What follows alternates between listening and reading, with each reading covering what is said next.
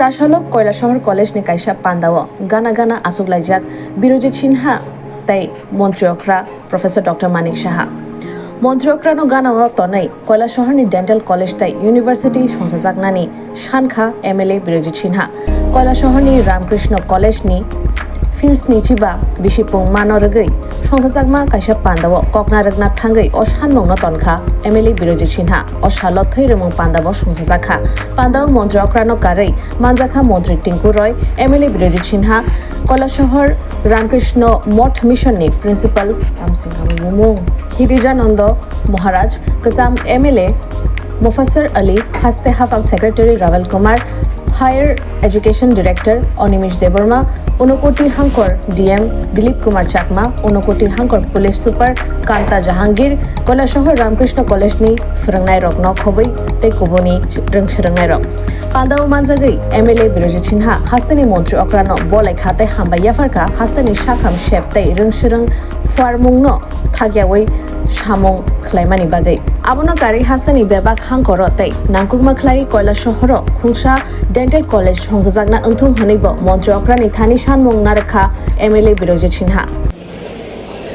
রাজ্যের শিক্ষা প্রসারের জন্য উদ্যোগ নিয়েছেন রাজ্যে একটা ডেন্টাল কলেজ হয়েছে এবং অন্যান্য জায়গায় কলেজ মেডিকেল কলেজ করার জন্য উনি উদ্যোগ নিচ্ছে আমি অনুরোধ করব যে ত্রিপুরা প্রত্যেকটা জেলায় বিশেষ করে কৈলাসহরে একটা মেডিকেল কলেজ করা যায় কারণ পন্ডিচেরি একটা ছোট্ট রাজ্য যার জনসংখ্যা মাত্র 9 লক্ষ সেখানে 8টা মেডিকেল কলেজ আছে তাহলে আমাদের রাজ্য হবে না কেন কারণ মেডিকেল কলেজ যদি হয় চিকিৎসার সুব্যবস্থা পাবে মানুষ এবং দেশ বিদেশের ছাত্রছাত্রী আসবে ট্যুরিজমের ক্ষেত্রে উন্নতি হবে এবং আমি এই কলেজের সম্পর্কে বলবো যে মানুষের দান জমি দান করে এই কলেজটা গড়ে উঠেছে কিন্তু বিগত দিনে বাম সরকারের আমলে এই কলেজের অনেক জমি বেদখল হয়ে গেছে DWS দেওয়া হয়েছে একটা জায়গা আরেকটা স্কুল ইন্সপেক্টর স্কুলের জন্য জায়গা দেওয়া হয়েছে আরও কিছু জায়গা বেদখল হয়েছে আমি আশা করবো এইগুলা জমিগুলো আবার পুনরায় ফিরিয়ে নিই সবাইকে সাক্ষী রেখে আমি বলছি প্ল্যাটিনাম জুবিলির অনুষ্ঠানে আমি মাননীয় মুখ্যমন্ত্রীকে একটা প্রস্তাব উত্থাপন করতে চাই রামকৃষ্ণ মহাবিদ্যালয়কে কেন্দ্র করে ওর বীর সন্ন্যাসী স্বামী বিবেকানন্দের আদর্শকে সামনে রেখে একে বিশ্ববিদ্যালয় হিসেবে গড়ে তোলা হোক তাহলে আমাদের পূর্বসূরি যারা এই কলেজ স্থাপনে ও এর বিকাশে অবদান রেখেছেন তাদেরকে সম্মান জানানো হবে বলে আমি মনে করি Pandao Koknarok Fru Montreokra Professor Dr. Manik Saha Sakha Shakham ebar rang Shurangmongo Mungsa Compromise Khlaijaglak College ni Thai Dokhol Khlai Tongma Rokno Daktino Phiokjaknai Haneibo MLA Birojit Sinha ni Kok Kifil Mongrekha Montreokra College Tangnano Teibo Daktino Yaprin Harjaknai Hanei Shakha Montreokra এখানের যে photo gallery সেটা যখন আমি open করলাম মানে কোথা থেকে কিভাবে মানে উন্নতির সোপান কোন জায়গায় যায় সেই ব্ল্যাক অ্যান্ড হোয়াইটের ফটো দেখে সত্যি আমি আপ্লুত আজকে দেখি মানে ছোট একটা গাছ আস্তে আস্তে আস্তে আস্তে করে কোথায় আজকে এত বড় একটা বটবৃক্ষর জায়গা পেল এখানে ব্রহ্মচারী তাপস চৈতন্যের নাম প্রথমেই এখানে ওনার আমি আসার আগে এটা পড়েছিলাম ওনাকে আজকে ফটোতেও দেখলাম যে একজন ব্যক্তি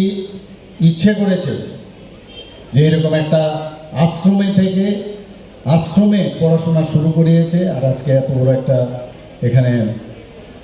মহাবিদ্যালয় এখানে প্রতিষ্ঠিত হয়েছে আমি 1929 সালে সেটা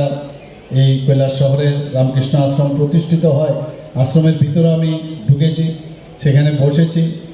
আমাদের যারা আশ্রমের মহারাজরা বিভিন্ন বিষয়ে এখানে কথা বলেছেন কিভাবে এই আশ্রম এখানে হয়েছে এবং বহু পুরনো এই আশ্রম এবং এখানে আমাদের মাননীয় বিধায়কও এখানে বলার চেষ্টা করেছেন যে বহু জায়গা এই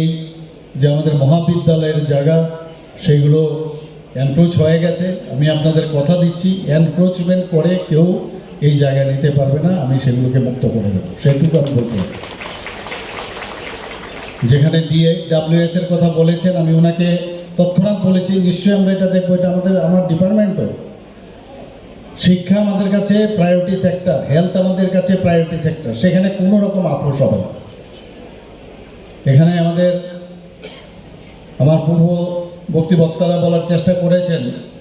যে আমরা কিভাবে চেষ্টা করছি, যে আমরা শুধু মুখে বলি না, আমরা অ্যাকশনও দেখাই। সবসময় আমি সব জায়গায় গিয়ে বলি অ্যাকশন ইজ বেটার দেন ওয়ার্ডস।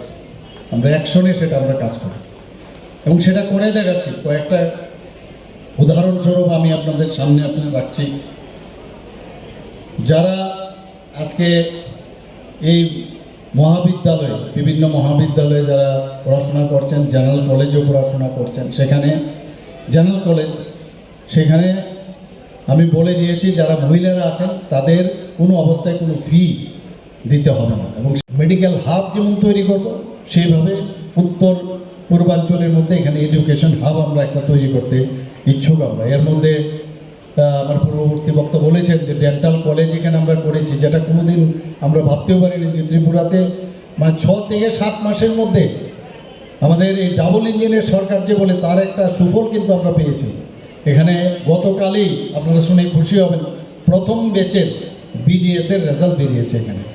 আমি বলেছি ওনারা কিন্তু ইতিহাস হয়ে থাকবে যে প্রথম ব্যাচ এই গভর্নমেন্ট ডেন্টাল কলেজের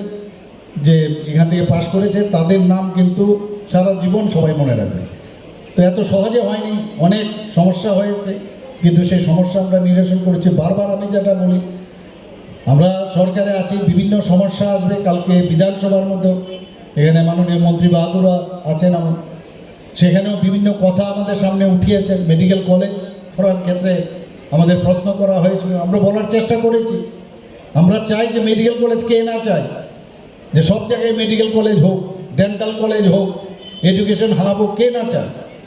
কিন্তু সেগুলো করতে গেলে দেখা যায় অনেক সময় বাধা হয়। আমি বারবার বলছি, আমরা আশ্বস্ত করছি, কোনো জায়গায় কোনো ঘাটতি থাকলে, কোনো জায়গায় যদি সন্দেহ থাকে, অন্ততকে এই সরকার সেগুলোকে মেনে চলবে না, এবং তার যে কোনো জায়গায় কোনো ধরনের সন্দেহান থাকলে তার আমরা নিঃসন্দেহে অ্যাড্রেস করবো। এফিনিটি আমার আছে। আমার যে